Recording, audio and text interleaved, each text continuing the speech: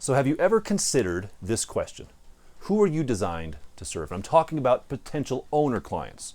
Who are the potential owner clients that you're designed to serve? Because I can tell you this, you are not designed, your business is not designed to serve every potential owner client that walks in your door. Some are going to want things that you can't provide. Some are going to be too demanding. They're not going to be a fit.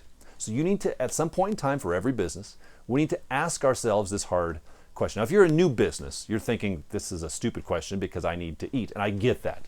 Right? If you just open your doors and you've got 5 people, you're going to take whoever you can get, and I totally understand that. But at some point in time, we need to start pivoting away from choose me, to being a little more discerning and understanding who we're designed to serve and only allowing those clients in our door. So let me explain to you, for us, for Grace Management, who we are designed to serve. We're designed to serve clients who, number one, have a long-term view. If they don't have a long-term view, that's probably not going to be a good fit for how we operate, because they're going to want to cut costs, they're going to want to sell it in 3 months. That's not who we're designed to serve. So that's number one. We want clients that have a long-term view. Number two, we're designed to serve clients that value quality over low budget.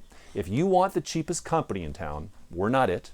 If you want the cheapest maintenance in town, that's not going to work real well. If you want to Band-Aid every repair request instead of actually fixing things, that's not going to be a good fit for us. We want clients that value quality over low budget in everything. And that's not a right or wrong. We're not mad at those clients that want low budget. I get that, but that's not who we're designed to serve. Number three, we're designed to serve clients that value their time over being inconvenienced. Because what that translates to, if they don't have a value for their time, then they want us to call them in advance of everything. That's not who we're designed to serve. We want clients that want to go and do their thing and that allow us to take care of their property. Now, believe it or not, there are clients like this out there.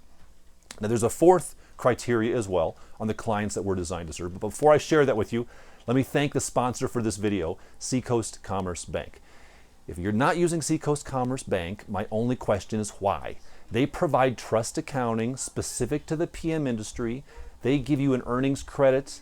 They pay that for you. They set up your trust accounting to be sure it's right, it's proper. We've been doing business with these folks for a number of years, and we are fans.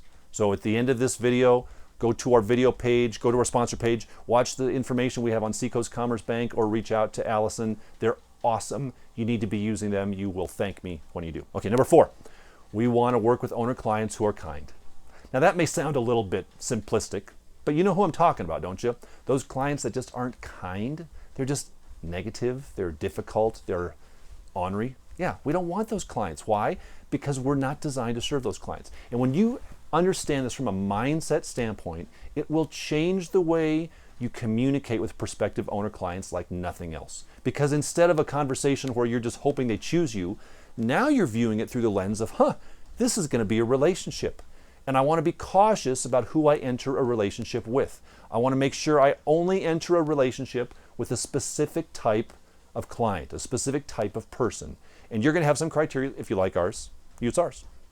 Let me give you some examples of different types of clients that I'm sure you haven't encountered, because I know we have, that we've determined they're just not a good fit. Number one would be Charlie, the change requester. Have you met Charlie? Because Charlie actually called our office just the other day, and somehow he and I started an email exchange. I don't quite understand how that worked, but it did.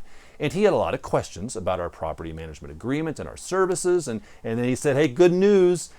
You're in my final 3. Oh, yay for me. I'm down to 3 PMs, and you're one of those 3. But I had a couple requests. When we do evictions, I want to make sure that we use this attorney over here. They're my favorite attorney. And can we change the escrow reserve? $300 is too much. I want to have the reserve to, and so he had some other.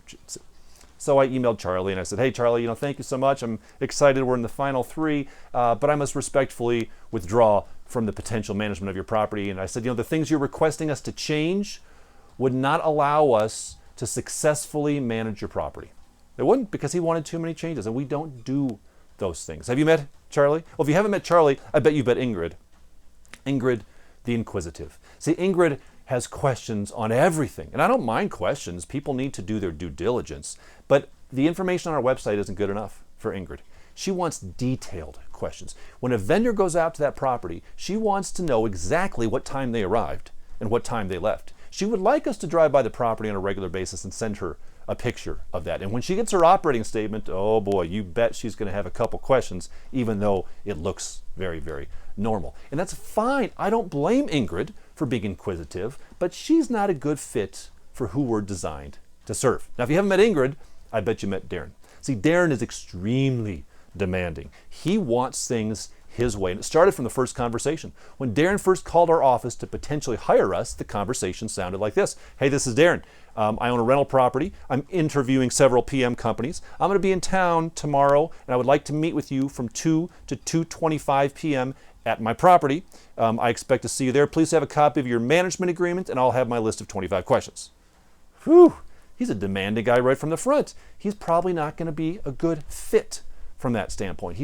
He wants things we can't provide. He wants us to answer the phone on the first ring. We can't always do that. Sometimes it goes to voicemail. I don't blame Darren for that, but he's not a good fit for our system. He is not who we are designed to serve. Now, if you haven't met Darren, I bet you know Greg. Greg is the grumpy guy. Greg's never happy. Greg's always perturbed about something. Something's going wrong. He's always negative. He's negative about the tenants. He's negative about the vendors. He's negative about us. We don't want grumpy people. We want clients that say please and thank you, that are kind to us. We get enough grief sometimes from tenants that we don't need our owners beating us up. So if they're going to be grumpy, and that's fine, I realize that, and we all get grumpy from time to time, but if it's a trait that you're going to bring to every conversation you have with us, then we're not going to be a good fit. I'll give you one more example. Bill. Bill is the big fish. See, Bill called our office the other day and told us that he was a big fish. He didn't say it in so many words, but he has a portfolio of like 50 doors that he was considering having us manage. Now, just by virtue of him having 50 doors, you know he's going to ask for some stuff, right? He's going to ask for a discount here, a break over there. Why? Because he's the big fish. And that scares me. Anytime a big client calls us, it scares me because, number one, we may find ourselves changing our processes for the big fish. And number two, once we get in there, we are now beholden to that big fish. We probably assigned a person to manage our portfolio and we're afraid of losing them. That's not a healthy relationship to be. So I almost don't want really big clients. Unless they're a great fit for our process and our system, I'm really hesitant to take on a big client because I don't want to be beholden to any owner client. And the moral of this story is simply this. The larger you become as a company, the less flexible you must become. Now, and I know it sounds like, oh yeah, that's bad customer service, and that's not what I'm talking about. It's actually the opposite. Because when you become too flexible and you start making exceptions for everybody, guess what happens? Your customer service declines. Because your process is designed for a reason. It's designed for success, isn't it? And when you don't follow your process, you will not be successful on behalf of your clients. That's why I told the owner that I mentioned a moment ago, said, hey, the things you're asking us to do, that would cause us not to be successful for you in managing your property, so we must respectfully decline. See, when you manage just 2 properties, you just open your door and you have 2 clients, can you be flexible? Of course you can. You can do whatever they want because there's 2 people and you know them and you want to make it work. Now you get 20 clients though. Can you be as flexible with 20 clients and they all want different times for you to call? They want different maintenance triggers on when you can approve invoices. They want different thresholds of escrow reserves. Oh, that's hard on 20. What about 200? I can't do it on 200. What about 2,000? Definitely can't do it there. So just know that the larger you become, the less flexible. But by being less flexible, you will guarantee a consistent result for your clients. And that's what they want. They want a consistent, high quality result. And that can only come through an inflexible but high quality process and system. So think about that. Consider that as you're talking to owner clients. Who are you designed to serve? And when you find yourself talking to a current or prospective owner client who you say, we're not designed to serve this client, then don't work with them. Run away from them because it will just cause you headache and them frustration.